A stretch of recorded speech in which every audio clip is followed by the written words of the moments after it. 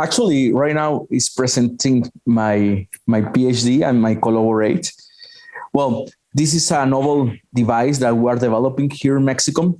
We use a collagen type 1, and this collagen type 1, we manufacture it with a physical process to get a membrane and focus this membrane for eardrum regeneration. The collagen type 1 is is harvested from different sources, from different human tissue sources, because we work in a tissue bank company.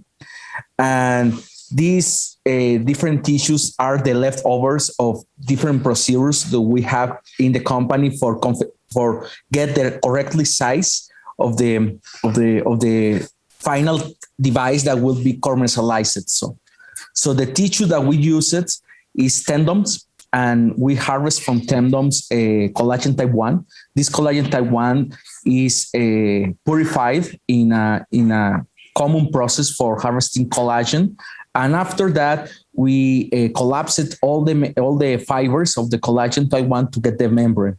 This membrane is already functionalized because the collagen type 1 has the properties of adherence, and it has the mechanical property for the stress of the pressure that is inside of the inner ear, or in the inner ear. So we can manipulate it. It can be put in the place where is the lesion, where is the hole in the eardrum.